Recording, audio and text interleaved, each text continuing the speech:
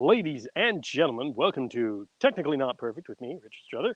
I am your host tonight, as I always am, and I'm looking forward to actually having a couple of interviews going. Um, I want some feedback from you guys. For those of you, especially who are watching this later, I realize, of course, that being live every day at 6:45 is not something that everybody can accommodate, and I wouldn't expect any of you to.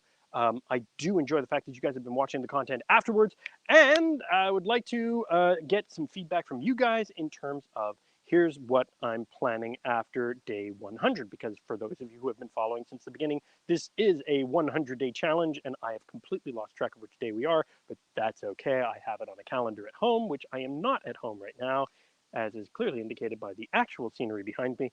And yes, so once the 100 days is finished, here's what I was proposing. I am seriously thinking of taking this to a once a week, to a 30-minute, once a week show. It will be aired on YouTube to start. I would put it on multiple platforms. It'll be available. It'll always be available through the Facebook page. For those of you who are not following the Facebook page, that's where all the news and stuff is happening for Not Technically Perfect. And it'll be available, of course, through my website. Absolutely.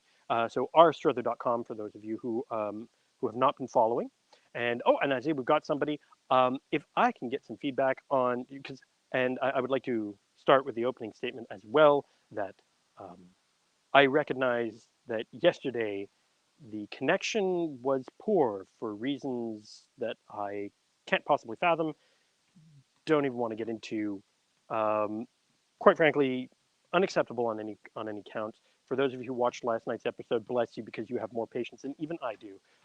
That was a dumpster fire of a connection issue, and the audio was absolutely terrible. So it wasn't to do with the fact that I was using AirPods at the time. In fact, I am not using them at the moment. Um, you guys need to understand that I don't get feedback on the sound. Like literally, the microphone is one way in, and that's it. That's all. That's all I get. So if I don't hear from you guys, if something's going wrong, I really have no idea. And that will, of course, change when we do a 30-minute show. It will not be live, although I will have live segments to answer questions. But tonight, I'd like to jump into production mindset. Oh, good, good. Sounds good tonight. Awesome. All right. I would like to jump into production mindset. So, what is production mindset? Well, I'm so glad you asked. Production mindset, for those of us who are in the industry, is primarily it was print, but I mean, let's be honest, any type of production, but definitely multimedia production. And the idea was always think backwards. No, I don't mean thinking backwards that way. We would always kind of look at the end result, and then we would look at the worst case scenario end result, and work backwards, right? So if the client said, "Oh, I would like a calendar," you got to kind of figure, what's the biggest a calendar can be? Well, what's the biggest if you know the client is not a big budget spender, right? And let's be honest, in this day and age, there are not many of those left, and that's okay. That's perfectly reasonable considering the times we live. But if they're not a big budget spender and willing to go into special custom printing, most printers can print maximum 12 by 18, so 11 by 17 with a lot of trim, right? A lot of space that you can cut off. This is mostly for book covers. So if you think 12 by 18 is your maximum size, then you have to work backwards from that. Well, you don't want to make it 12. You want to make it a little less. So you maybe make it 11. And then you go, well, how is the calendar being put together? Is it being stapled? Is it being bound? So can we use the full 11 by 17 or can we use like a full 11 by whatever? Let's say about 11 by 11. Let's say you want to go a nice big calendar. You think 11 by 11 and then you go, well, we've cut the pages. There's not enough left that you can print the second half of the calendar. Oh, wait, no. We want it stapled so that it's a folding calendar, not a spiral bound, because spiral bound is more expensive. So you're always thinking backwards. What do we want the end product to be? What's the worst case scenario? Well, let's go the worst case scenario is a folded calendar. Well, then I am talking 11 by 17. It's my full size paper. Well, 12 by 18, but let's leave. I'll tell you why in just a second. Maybe 11 and a half, but let's not split hairs. So 11 by 17. Well, let's go 11 by 11 so that you get that square page. Oh wait, no, we want it to be a folding calendar. So then you split your 17 and your 17 becomes 8.5. So then you can make something that is 11 inches wide by 8.5 high, and you got to factor in how the pages are made so that it can be stapled. You can always cut them and spiral bind them, but that's how that works. That's how we think in terms of production. Now, if it were an easel calendar, then you have to consider that. Okay, well maybe we want an easel calendar, or maybe we want it this, or maybe we want it that way, or maybe we want it only bound at the top. These are all the what is the end result? What do you envision the end to be, right? So here's the catch. The reason production mindset is so incredibly important, and the reason we were so about production mindset, the reason it was so important, we would actually have these things that would happen. We'd be like, okay, what's the project? What's the worst case scenario? How do we work it back so that we have all of our bases covered? And if somebody changes their mind, and they always change their mind, usually about 2 days to deadline, right? So you have to be ready for anything they throw at you. And that's the trick. You got to be ready for anything they throw at you. So that was always the trick with production mindset. So what is your end result? The other thing that we have to avoid is called white screen syndrome. Now, white screen syndrome is really interesting. White screen syndrome, and I'm sure you've experienced this one way or the other. You go, oh, I've got to make a slideshow, or I've got to write a document. All right, I know my subject backwards and forwards. I'm going to run in and I'm going to start typing in Word or Pages or text edit. I don't care, whatever, right? And then you see the cursor flashing on a white screen. And what happens to your brain? You hear the 747 fly over. It goes blank. What is your end result? I don't care if it's a print production. I don't care if it's a product, a piece of furniture. When you're thinking design, you think from the end result. You go, what do I want my end result to be? And then work backwards. Now, we talked in a few days ago about splitting a project up, which is great. Split the project up by, yes, yes. But when you have an end in mind, it really helps you to kind of split the project up so that you know what you're aiming for. When you're doing photo editing, come in, mark up your photo, put an acetate over it and mark it up. I don't care, whatever you have to do so that you know when you sit, because you know that white screen. And look, I've been a graphics tech for 25 years. 25 years. You'd think I'd be immune to it? Not at all. You sit in front of that white screen and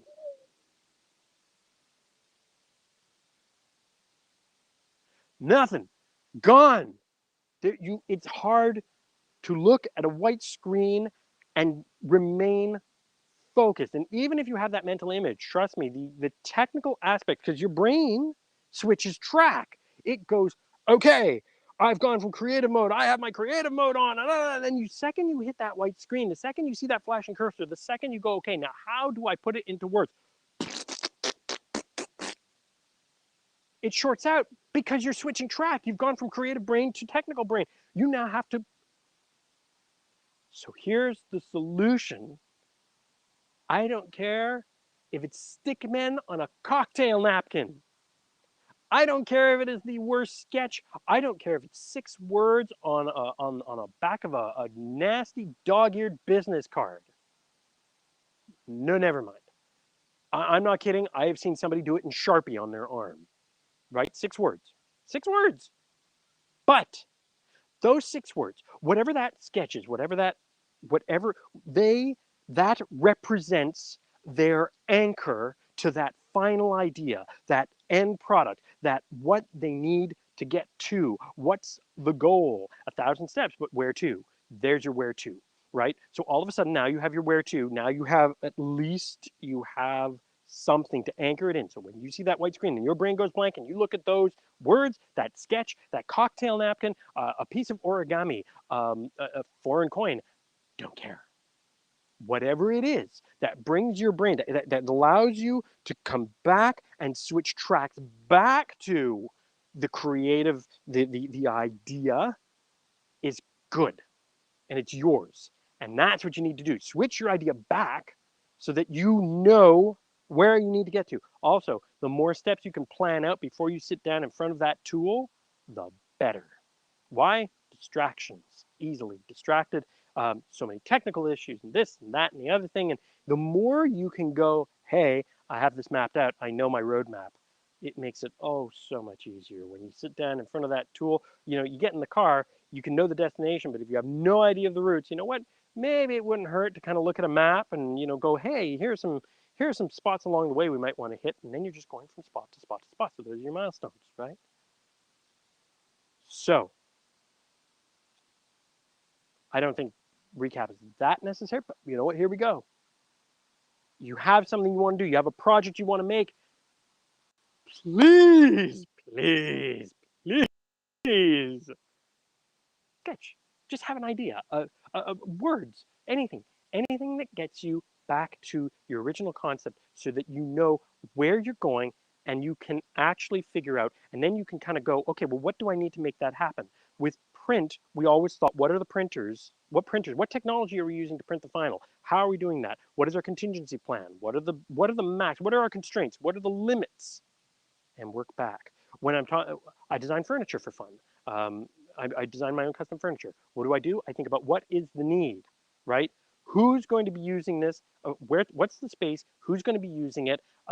When I think of the height of a couch, I don't think, hey, I'm going to make this like the Princess and the Pea, where you need a ladder to get into it. That makes for a poor couch. I'm not going to make it so low that people kind of flop down into it and then they can't get back up, or it looks like something out of sumo wrestlers trying to get up after being turtled. No, I want it to be something around the general height of the back of the knee of the average person who's going to use this. And that way, even if it's a little bit high or a little bit low, at least it's around that point. And then I think back from that. And how do I design back from the core use? It seems overly simple, and yet, you know what? So many people don't. And the fact is here's your tip. Here's your pro tip for the day. Guys, thanks for tuning in. Sorry about the sound issues yesterday. I'm going to recover that episode, but I want to do that part as maybe I want to try and do that one as a 30-minute show. I want to talk about monitors, projectors, this resolution. Like I want to really pack that into 30 minutes, nice visuals and everything. So that'll be one of the early shows. I definitely have a great idea for that. If you guys have questions, comments, anything like that, by all means, hit me up in the email, on social media, in the comments here. I would love to see them. This is our chance to connect, and I hope to hear from some of you. And I definitely still want to hear, how'd that 5-second rule work out for you? Hey, how's that been going? Have you noticed a change while trying it out? Right? Hit me up. Let me know. Thanks for watching. I'll see you guys tomorrow live at 6:45. Have a great evening.